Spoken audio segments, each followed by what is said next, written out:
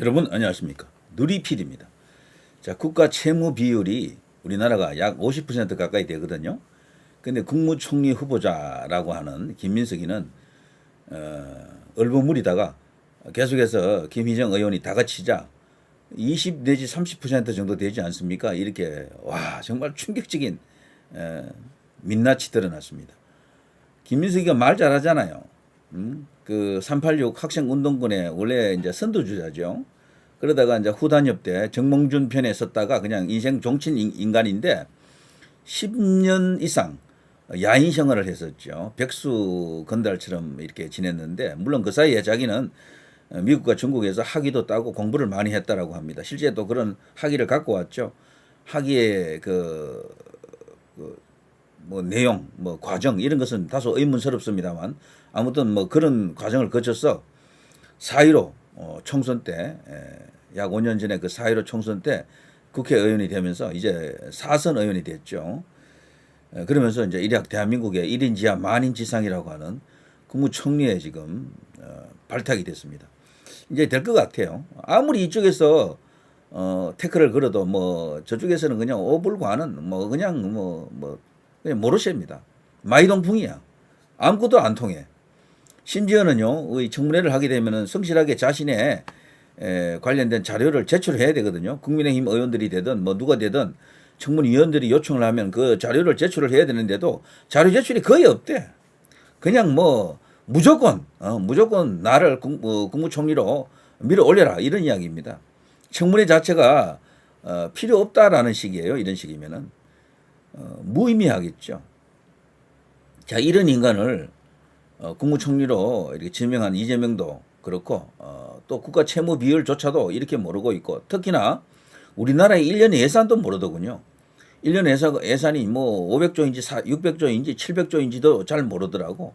그걸 얼머부리면서 엉뚱한 소리를 하더라고요. 김희정 의원이 막 이렇게 물고 들어가니까 어바웃으로요. 대략이라도 말하라 그러니까 말 못해. 와, 기가 막힙니다. 자, 이런 김민석이가 말이죠. 제가 오늘 이야기를 조금 해보려고 하는데요. 자, 박홍근이가 이 김민석을 이렇게 두둔하는 거 보십시오. 박홍근은 어쨌거나 김민석의 새카만 후배가 되겠죠. 운동권 경력으로 보게 되면요.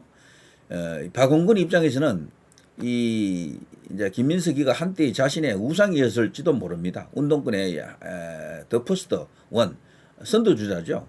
386 그 세대 중에서는 어쨌거나 송영길, 우상호 등등이 있지만 그 밖에 이인영도 있고 뭐 저기 정청래도 있고 많이 있지만 어쨌거나 가장 잘 나갔던 인물은 처음에는 이 김민석이 맞습니다. 자, 박원건이가 하는 소리 보십시오. 이 많은 돈을 어떻게 모았냐가 아니라 돈 문제가 엄청나게 불거졌죠 이번에. 자, 그건 제가 생략하겠습니다. 여러 번 이야기했고 저도요. 이다지도 돈이 없는데 지금껏 어떻게 살아왔는지를 확인하는 인사청문회는 처음이라 당황스러우시죠? 글쎄요, 뭐 등록된 재산은 뭐 2억인가 그거밖에 안 되니까 너무도 가난하다라고 볼 수 있지만 그러나 그 가난한 형식적으로는 가난한데 지금까지 살아온 과정을 보게 되면요, 아들 유학건이라든가 본인이 유학한 건이라든가 이런 것들이 돈 없으면 안 되는 거거든. 그게 엄청난 협작과 야료, 뭐 여러 가지 어떤 불법한 짓이 들어갔을 것이다라고 이제 보는 거죠. 자, 아내가 친정에서 생활비 받아 썼다는 슬픈 자백을 듣는 게 청문회의 목적인가요? 무턱대고 발목 잡는 국힘의 구태로 서글플 지경입니다. 선장 이재명 대통령과 함께 난파 직전에 대한민국을 구출할 조타수로 비상계엄을 정확히 내다봤던 김민석 후보자보다 책임자가 있나요? 저는 못 찾겠습니다. 이런 식으로 저들은 철저하게 감싸줍니다. 우파 좌파 특히 이 보수와 저쪽의 차이 중에 한 개가 이 감싸주는 문화죠. 이 우파에는 이게 없죠. 뭔가 문제 드러나면 그냥 안에서 그냥 버려버린다니까. 밀어버리고 그냥 그 방어해주는 그 힘이 약해요.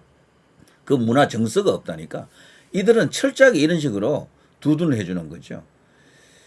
자, 근데 이 여기서 나온 이 비상계엄을 정확히 내다봤던 이게 진짜로 윤 대통령이 비상계엄을 선포하기 약 한 몇 달 전에 4개월 전인가 그쯤에 그때 이 민주당에서 비상계엄 이야기를 했었거든요.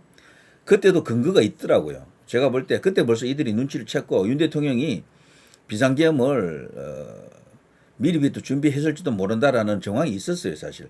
그러면 비상계엄을 사실 선포하면 위험하다라는 걸 본인도 잘 알았을 텐데 그런데도 비상계엄을 선포했던 것은 그것도 토요일이 아니고 평일날 했던 것은 진짜 계엄을 하려고 했던 것이 아니다라고 생각합니다. 저는. 그래서 국민들에게 보여주기 식으로 뭔가 알리기 위해서 메시지를 던지기 위한 계엄이었다. 그것 아니고는 방법이 없었다라는 대통령의 말이 맞을 겁니다. 그러나 어쨌거나 그들은 그 계엄이라고 하는 수단 하나를 딱 잡아채고 나서 그냥 뭐 자신들이 생각했던 어떤 시나리오가 있었을 겁니다.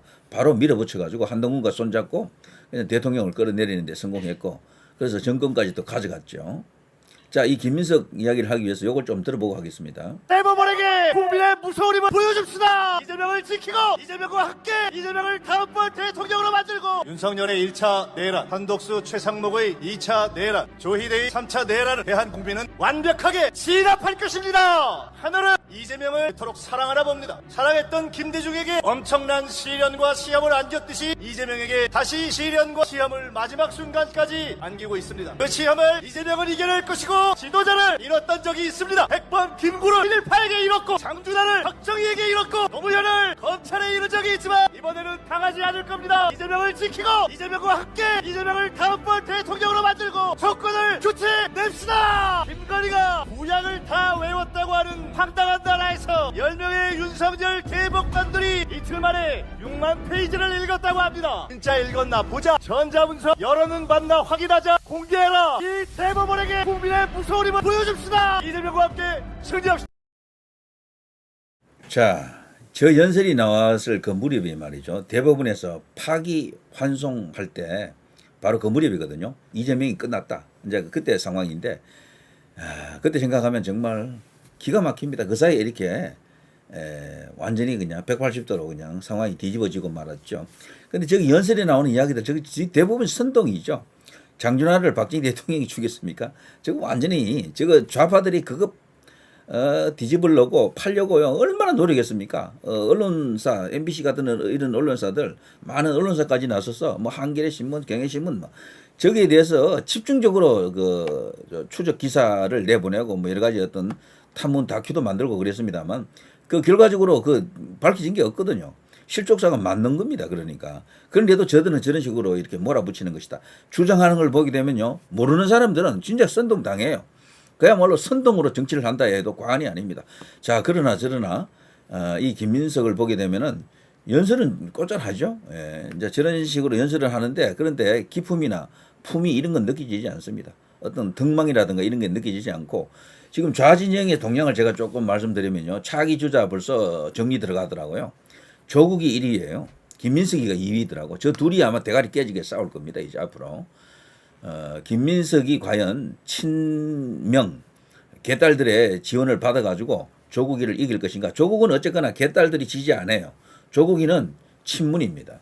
그리고 수박 쪽이 이제 지지한다라고 봐야죠. 지금은 개딸들이 득세를 했는데 지금 수박들이 친명들에 의해 가지고 지금 쫓겨난 상태 혹은 다소 이제 이렇게 불리해진 상황이고 그리고 몸을 낮추고 있죠. 그렇지만 언젠가 또 고개를 들 것이고 그 내부에서 또 전쟁이 일어납니다. 그게 이제 정치적 생리고요. 어쩔 수가 없습니다. 그렇게 갈 수밖에 없겠죠. 그리고 이재명의 운명이 어떻게 되느냐에 따라서 또 그것도 크게 영향을 받고 그리고 미국발 큰 것이 올 경우에는 친명들은 그냥 망할 것입니다. 아마 그때는. 그런데 그것이 오지 않을 경우 미국발 큰 것이 없을 경우에는 지금 이런 상태에서 그 내부에서 지금 여권 내부에서 양산의 이제 문을 중심으로 한 그 세력 쪽에서 조국이를 내세울 가능성이 큰데 조국이는 그런데 지금 감옥에 들어가 있고 이 사면이 되고 복권이 되어야 되잖아요. 뭔가 정치를 하려고 하면은 이재명이가 아마 그걸 갖고 저울질을 할 겁니다. 내 말 잘 들을 것인가 안을 것인가를 놓고 저울질을 할 것이다. 그래서 사면은 나중에 해주더라도 복권은 안 해줄 가능성도 있어요. 김민석이를 진짜로 이 이재명이가 민다 그러면요. 지금 가장 유력한 대선 주자 감이 저쪽에는 어쨌거나 조국이에요. 조국이를 배제하고 김민석이에게 이제 세를 몰아줄 가능성도 없잖아 있다. 이제 이런 이야기도 있기는. 자, 아무튼 거기는 거기대로 이제 돌아가는 형편을 한번 살펴보도록 하고요. 저쪽에 이제 인간들이 얼마나 국가 중대사에 대해서 국정 운영에 대해서 관심이 없는지 다 드러났죠. 국가 채무 비율도 모르고, 그리고 지금 우리나라 1년 예산도 모르는 인간이 지금 총리한다라고 합니다. 근데 왜 하는 거예요, 총리? 그런 사람이 왜 총리가 필요하냐고. 결국은 자신의 입신양명, 그리고 이제 권력을 잡았다라는 그런 어떤 출세, 그리고 자신의 어떤 그 욕구들이 있겠죠. 그런 것을 충족시키기 위한 수단으로서만 이해가 됩니다. 정말 쓰레기들이고, 이들이 국정 운영을 계속하는 한 나라가 더 이상 이제 앞으로 나아갈 수 없다라고 생각이 드는데, 통상 보수가 만들어 놓은 어떤 그런 어떤 뭐랄까 이 금고가 있다 그러면요, 그걸 이게 털어가지고 먹는 세력들이 저들이죠. 벌써 1인당 25만 원씩 그거 돌리는 거 있잖아요. 젊은 층에게는 그게 벌써 입금되고 있는가 보더라고요. 인터넷 커뮤니티 가보니까 나도 받았다라면서 뭐 굉장히 좋아하는 걸 봤는데 큰일입니다. 이런 식으로 선거 제도가 있는 한 우파가 좌파를 참 이기기 어려운 그런 역사가 지금 만들어지는 것 같은데, 거기다가 대한민국에는 또 부정선거 의혹이 또 너무도 크게 이제 불거져 있고 말이죠. 자, 김민석 같은 사람이, 인간이 이 나라의 1인 지하 만인 지상이라고 하는 국무총리에 올라간다. 정말 나라가 이만큼 뒤집혀 있습니다. 자, 누리 PD 김준희였습니다.